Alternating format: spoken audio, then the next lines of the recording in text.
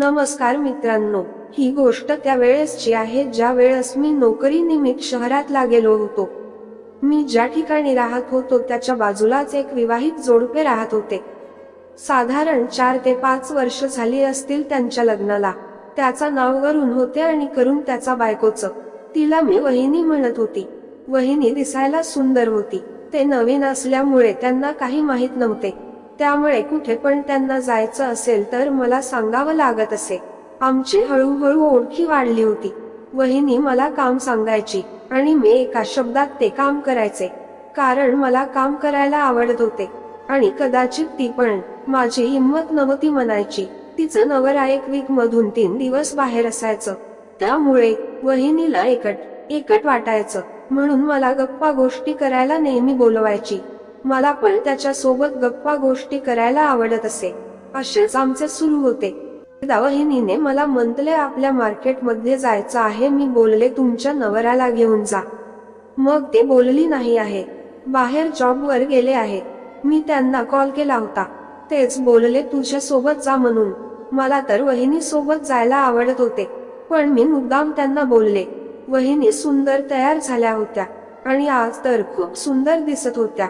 मी त्याच्याकडे पाहतच राहिलो. कहचे लक्ष गेले. त्या बोल्या, काय पाहत आहे? मी बोललो, खूप सुंदर दिसत आहे तुम्ही.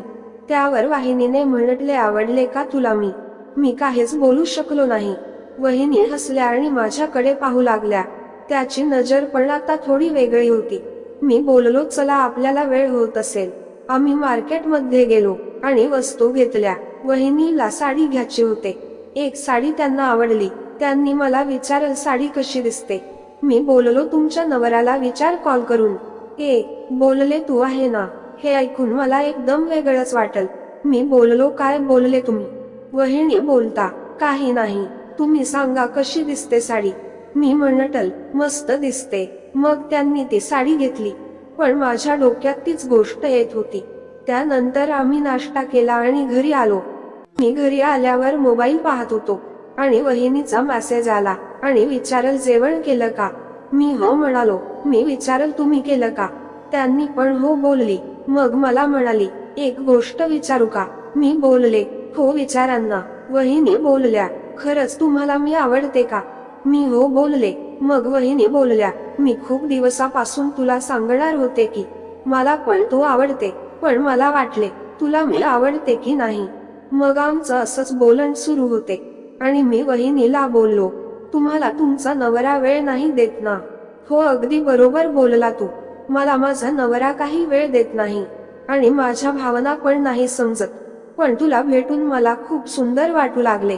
असं वाटू लागले की आपण खूप दिवसापासून सोबतच आहे आणि तू माझ्या मनाजवळचाच वाटला. मग माझी हिंमत वाढली आणि मी त्यांना बोललो, येऊ का आता? आपण गप्पा गोष्टी करू. त्यांनी, आता नाही, उद्या ये. आता खूप रात्र झाली आहे आणि 2 दिवस माझा नवरा पण येणार नाही.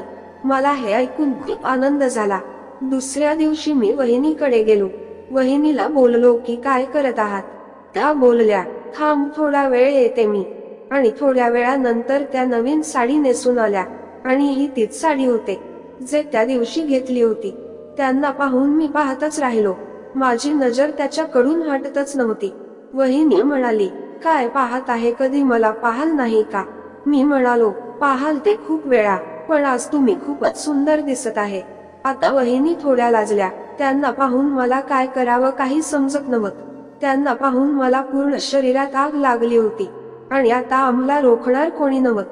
मी त्यांना एकदम. आता त्या काहीच बोलत नव्हता आणि जणू काही त्यांना याच गोष्टीची इच्छा होती. आता माझ्या प्रत्येक कामात त्या प्रतिसाद देत होत्या आणि त्याचा चेहऱ्यावर वेगळाच आनंद दिसत होता. काही वेळाने सर्व शांत झालं.